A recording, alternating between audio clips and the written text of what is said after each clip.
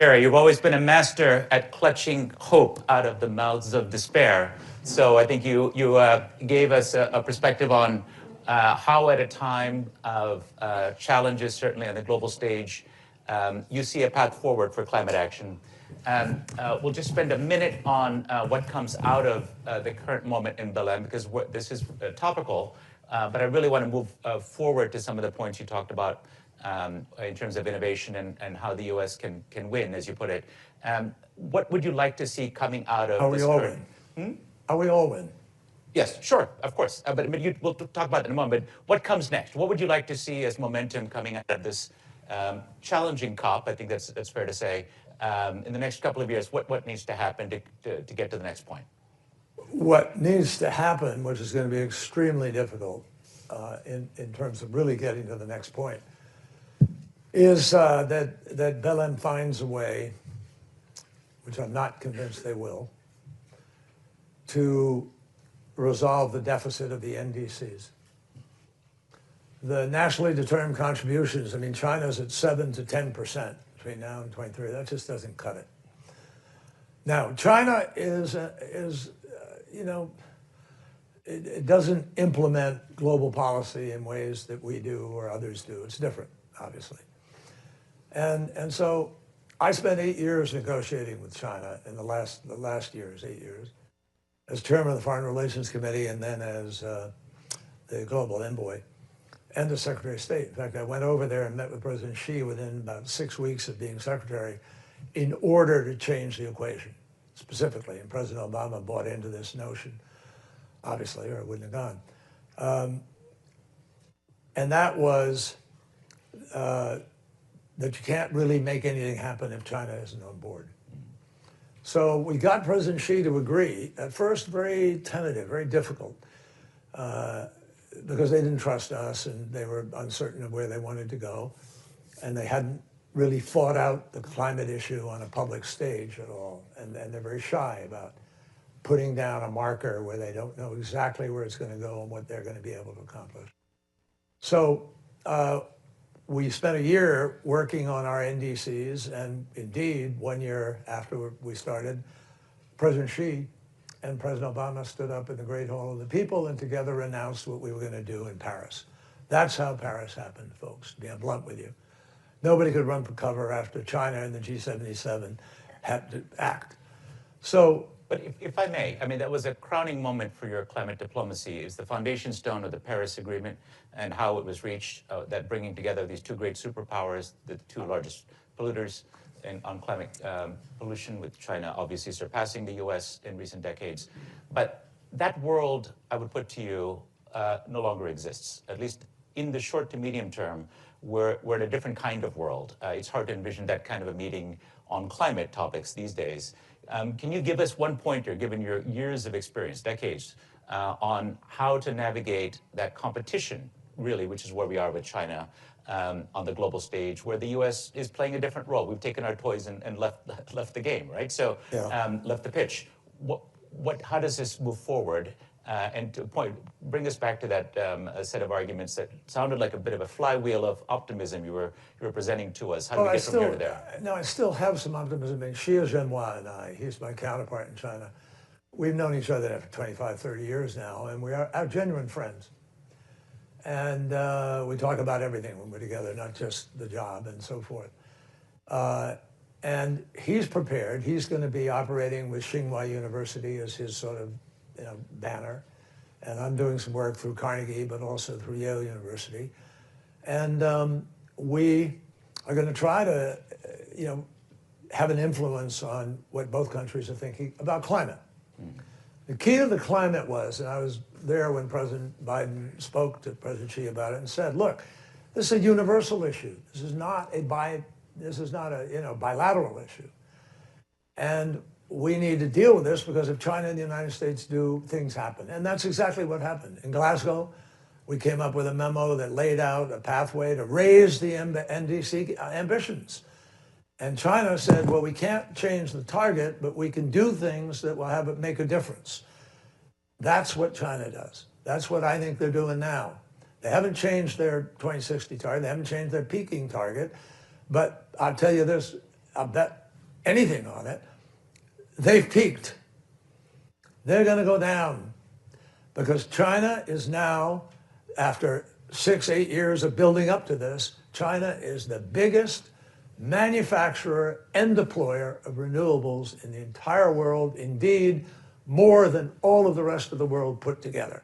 Think about that. Unbelievable what they're doing. And so I think, without announcing a change in their target, by virtue of the amount of renewables they're deploying and less coal they're depending on, even though they built some additional coal, which is horrible to see, but that additional coal I don't think is going to get lit up.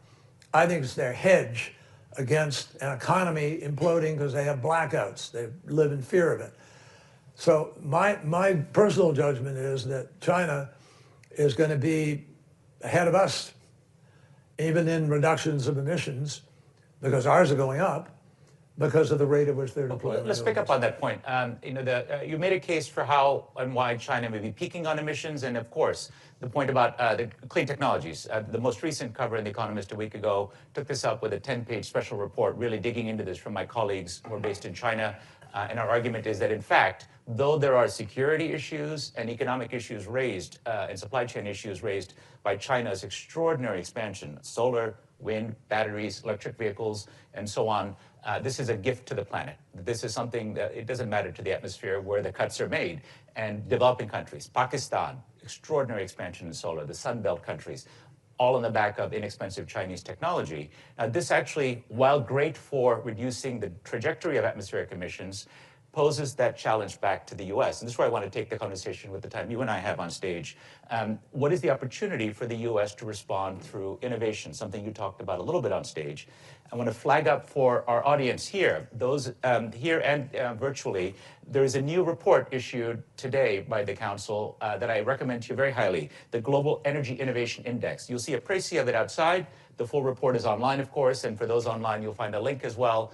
And it ranks the top countries on their innovation competitiveness, led by a team by David Hart, who's an expert in this area. And among the other things, I'll just tease one result. The top 10 does not include the US or China. And so, and this is a multifactorial analysis including both the invention, but also policies, deployment, very thoughtful way of doing it.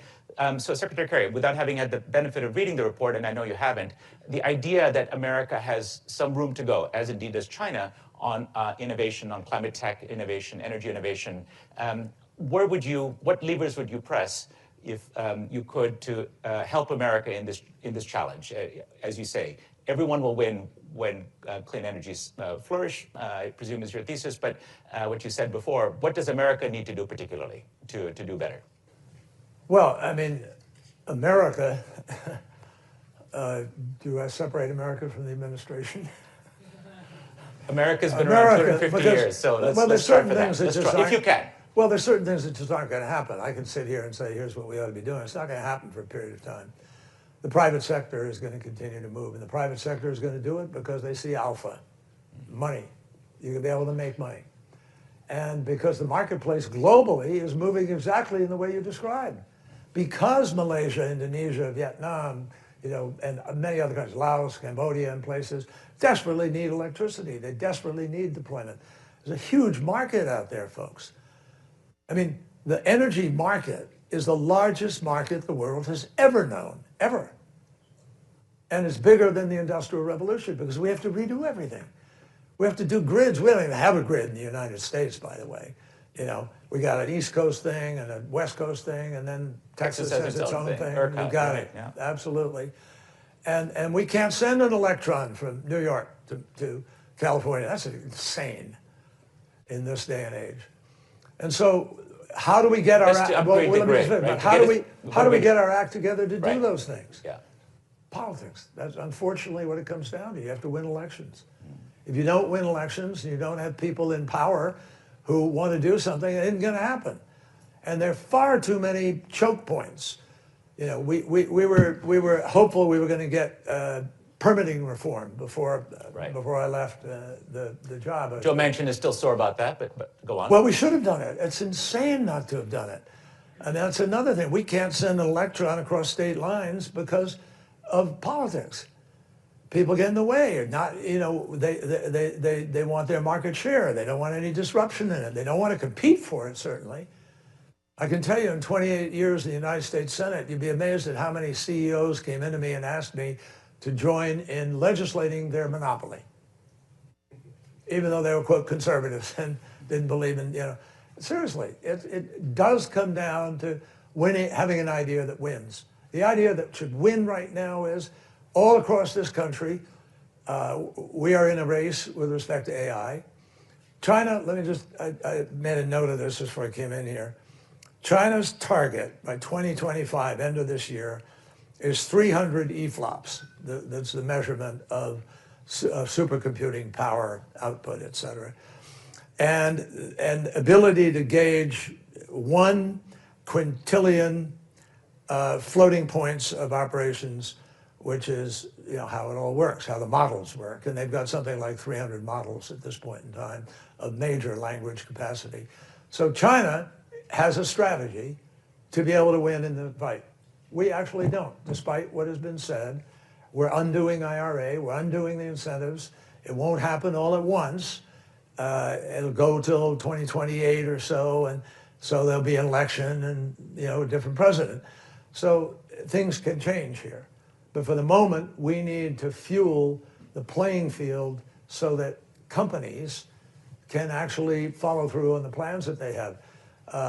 Look at the just to take on the point about AI, I mean, clearly there's enthusiasm in Washington for AI. It's one of the main areas that we've seen deregulatory push from the government in power now, and we've seen some efforts to unleash nuclear power, for example, as one of the potential energy sources, fast-tracking permitting. So there is a desire to clear the track for AI. Presumably, you would argue that you need all of the above, not just certain kinds of energy, but as well clean energy. Look, I am absolutely not a doomsday or even close to a doomsday person. And that's part of where the whole debate went awry. Because people were arguing morality over materiality. And I know the council has sort of been wrestling with some of the terminology of what we do. We need materiality, not morality. We're not going to win on that argument. Mm-hmm. We just, because that's not where Americans live day to day, particularly now with affordability of the problem. So you've got to come at them with price. It's cheaper, folks. It is cheaper to have electricity from renewables. And now batteries, with the sodium-ion batteries, the batteries are getting better and better. So there are, like UAE, which is an oil and gas producing country, has just finished 4 nuclear reactors that are now online. They have a huge solar field, one of the biggest in the world, they're playing out. And they're investing in renewables and alternatives and so forth because they know that's ultimately the future. And the world's largest battery. And the world's largest battery, 19 gigawatts of battery reserve, in order to be able to prove they can provide what's called firm energy on demand. The minute that happens, folks, with those 3 entities, with wind, solar, battery storage, it's Katie bar the road, we win. But there's also, on pricing, the price of those deployments of wind or solar are going to be really measurable. And there are no hidden costs. On the other hand, if I just finish one thing, coal, which is still too preeminent, coal, nobody considers the cost of black lung disease.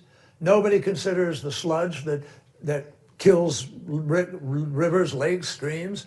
Nobody considers the impact on COPD, on heart disease, all these other things.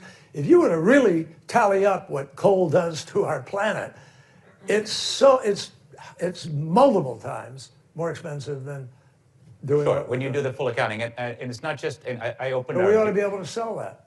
Well, even in China, I was the Shanghai bureau chief for The Economist for a number of years, and even in China, which is abundant in coal, they started to move away from coal because of the human health cost and the political cost.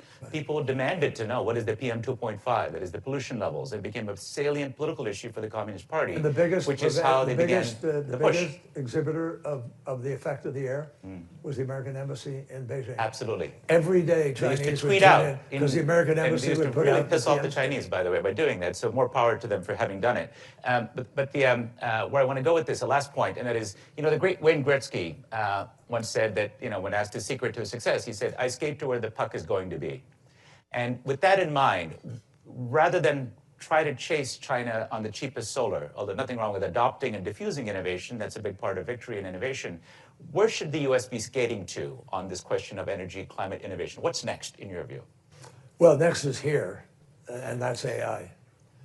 And AI is going to change everything, everything about everything. I mean, white-collar jobs in America will diminish before a lot of other kinds of jobs. You don't need code writers as much anymore. Code's going to get written by the other AI models. And equally importantly, AI, we're invested in a company that's going to have the ability to be able to create virtual power plants where you actually manage through software the distribution of the energy. Do that, folks, and you don't have to build the next combined cycle gas-fired power plant. Moreover, it takes 5 years right now. It's 4 to 5 years waiting period to get a combined cycle gas turbine. So if you want to build your AI center and get it up and competitive in the next year or two, which people want to do to win against China. But you've got all those NVIDIA chips sitting around. You can't have them, 3 years are worthless, right? So you need the power sooner. Absolutely. Right. And that's what speed to power, as they call it. Speed to power. And renewables win on speed to power. Okay, I'm out of time for me to ask questions. That's good news for all of you because now it's your turn. Please, let's have some excellent questions. As ever, identify yourself and your affiliation. And please remember, this is on the record. We'll take some questions from here, and then we'll, of course, as questions pop up on the Zoom, I'll attend to our online audience as well. Do we have, let's go to the gentleman there. If we can get a microphone. I saw you first, sir. Identify yourself and make it a good question. I'll do my best. Scott Moore, University of Pennsylvania. I had the honor of serving at the State Department when you were secretary. So pleasure to be here. The question is about subnational action. The first Trump administration, of course, we saw a turn to subnational action as sort of the face of U.S. involvement in multilateral. Gavin Newsom, obviously, was probably the most visible U.S. presence at this COP so far. How do you rate subnational action as a kind of way to maintain continuity or engagement during this period of federal disinvolvement? Huge. Huge. I'm shocked by this short answer, but I have to, not to say you give long-winded answers. I would never say that publicly. But one more sentence, please, on why it's huge. Privately, you would, right? No. Well, at the end of Donald Trump's first term, and this is not about Trump, this is about just policy writ large, but at the end of his term, 75% of the electricity produced, the new electricity that came online in America, came from renewables. And one of the reasons for that was governors, Republican and Democrats alike, lived under what's called the Renewable Portfolio Law, which required X amount of deployment of renewables. And they lived by it. And we started a movement. I stood up right here in New York with then Governor Cuomo, Governor Newsom, there was one other governor, Governor Inslee. And we announced the We're Still In movement. And that had a profound impact, folks. So the answer is right now, it's 90% of the new electricity in America. And remember the figures I just gave you. 85% globally of the new electricity is now coming from renewables. I'll tell you, this is a bottom line prediction. This, I do believe, and the Wall Street Journal had this story about 2 months ago. Headline: the energy transition is now unstoppable. Now, there are some people that think that's, I think it absolutely is. The power of the marketplace, the trillions that are now beginning to mass, the commitments, people are going to do this. Why? Because they have to do it. Because you saw what happened to, you saw what happened to Jamaica. You see what happened in California. You see what's happening around the world. There is everything we are doing, those of us advocating for this, does not come out of any ideology, any party, any philosophy. It comes out of physics, science. This is about physics, about, long wave versus short wave, sun sent to the earth and can't get back out because of this film of chemicals. It's because people see opportunity. That's where you're going with this. People From the bottom see more than opportunity. I think people see it as inevitable in every respect. It's the way they're going to preserve their habitats, the way they're going to stay alive, it's the way they pass something on to their kids. I'll do the journal one better. They might say the transition is unstoppable. I'd say the age of big climate is over. The action is going to come from the bottom up, and including in resilience. Let's go to this gentleman for a question in the front row, and we'll see if we have any. Thank you, Secretary Kerry. Great to see you. My name is Jay Coe from the Lightsmith Group. We focus on adaptation and investing. And one of the big initiatives that came out of the Biden administration was the Prepare strategy. And broadly, that's one of the achievements, I think, of the Paris activity, which is to focus also on adaptation and resilience. It feels like adaptation and resilience is finally having a moment, not just on the risk and downside, but also investors beginning to look at this. McKinsey, BCG, Bain, all describing this as a trillions of dollars potential investment area. It has the kind of dollars and cents discussion that you're talking about here as a theme. I'm just wondering if you can comment on what you think the opportunity is for adaptation and resilience as part of the climate tech story and the investment opportunity story. I think adaptation is up there equally with resilience and with mitigation. And that's the way we're going to make it work. And bottom line is, if there's a revenue stream attached to whatever the project or enterprise is, you can fund it, and it can happen, and you can make money. If you don't have money, it's tougher.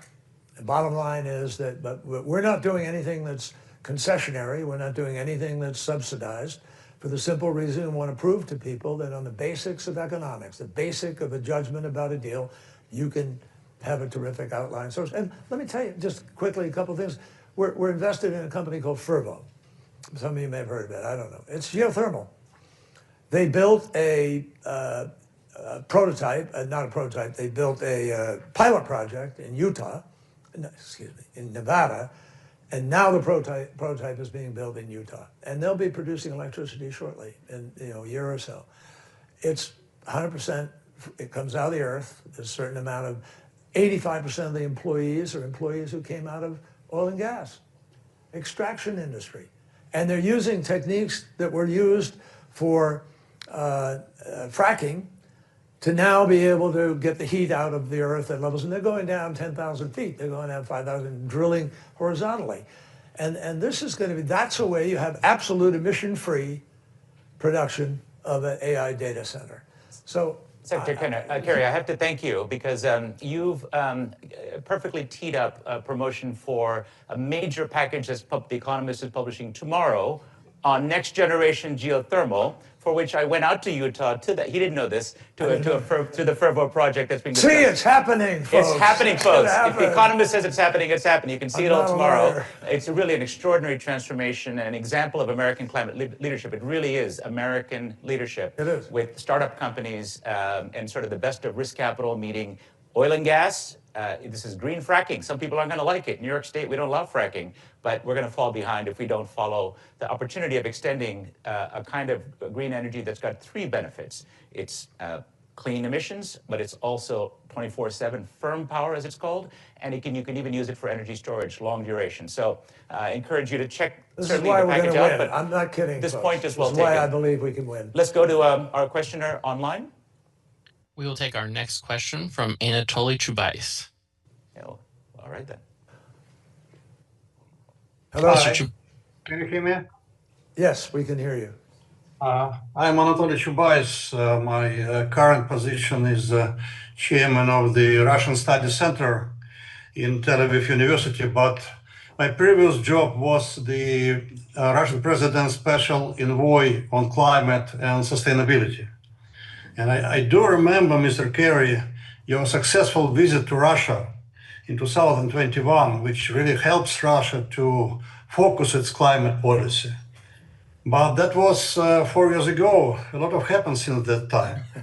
And if we will look from today's position, I understand that you are separating the America and the American administration. But anyway, as we know, the President Trump officially withdrew the United States from the Paris Agreement, and he called the Paris Agreement unfair, draconian, bad deal for America.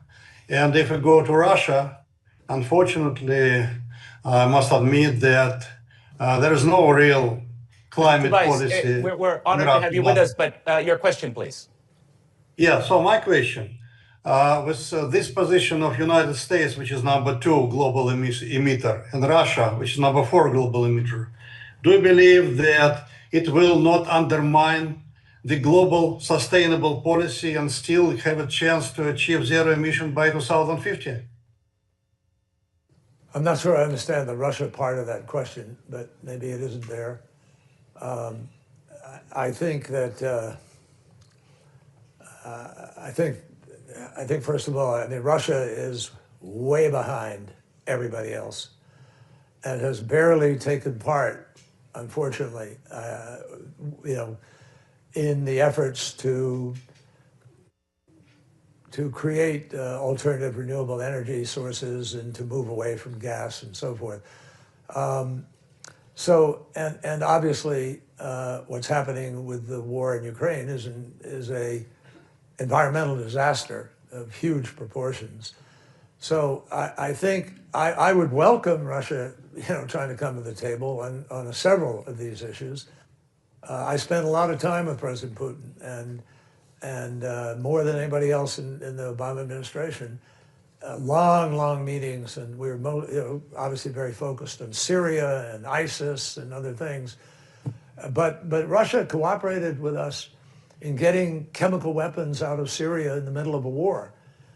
And Russia played a very big role in doing that cooperation. So I'm somebody who believes good diplomacy can result in conversations even when things are tough. And I would love to see us engage in more robust efforts with Russia on a broader array of issues, including the Southern Ocean, where we want to try to create a massive addition to the largest marine protected area in the world, the Ross Sea, and Russia is unfortunately opposing it. So I would hope you would do anything you can to open up the door for real dialogue here in the way that we had it very recently and very productively. We stopped Ebola in its tracks in West Africa. Russia helped, China helped. So I am a deep believer in the power and possibility of good diplomacy to change the way you currently see things. And so I don't look at it and say, well, the way it is today is the way it has to be and it's going to be. That's not true. And if you engage where you don't think there's necessarily a possibility, but you have a good idea of how you can build trust and how you can do things that are constructive for both or multiple countries, you can make things happen. And I hope you would be part of efforts in Russia to get people to remember that. Thank you. Let's go to a question here. There's a lady there. Hi, thank you so much for this conversation. My name is Swati and I work with UNICEF. So my question is very health and climate centric. The two don't always align. So I wanted to get your thoughts more on what good transition plans actually look like. We know right now that about 500,000 newborns die every year, and it's attributable to household pollution. That's biomass fuels being burned in low and middle income countries. And for them, the next feasible step in the energy ladder often is LPG. And so I feel like I don't really hear a lot of that conversation or nuance at COPs, where a lot of these countries desperately need to move away from biomass, from wood, from coal, but often maybe are being held to the standards of these Western countries that make up the top 20 of this innovation index, Sure. but don't have the same resources. So let me be very, very blunt with you and with myself. I'm not a fan of talk fests. And from Paris through Dubai, we didn't just produce talk fests. We produced a roadmap. We produced an agreed upon agenda. And people aren't following it. I mean, if they're not following it, you have to find a way to pressure and bring people around. But we don't have any credibility in that field anymore. We're not in it. We're not even at the table. And we have no credibility with which to say to them, well, if you don't do this, we're going to try to push a countervailing CBAM measure, familiar with CBAM, with the, countervailing carbon-based surcharges on people. And Europe's thinking about deploying one now. China has a marketplace for carbon. California has a marketplace for carbon. The biggest and best thing we could do to win this battle, actually, is pass an agreed upon real price of carbon globally. The minute you do that, marketplace changes over. It's gone. We're going to win. I say that because I know, because I led the fight to do acid rain back in the 1980s when I was lieutenant governor, and then when I was a senator. And we won the fight. You don't hear about acid rain. Why? Because it went away as a problem, because sulfur was priced, there was a trading mechanism, and it won the day. So if we could get something like that cooking, we'd have a chance of, again, winning the battle. And back in the day, it was a Republican president who signed it into law. It was a market-based mechanism. It was a market-based mechanism, which was designed, frankly, by the Heritage Foundation. And we kind of borrowed with them and worked with them. And I had Governor John Sununu of New Hampshire was my, Republican counterpart, and Dick Celeste from Ohio. And we put together this solution, which ultimately I helped get into the Clean Air Act when I was in the Senate. So things make a difference. You have to talk to each other to make those things happen. You have to go across borders, state lines, country lines, whatever.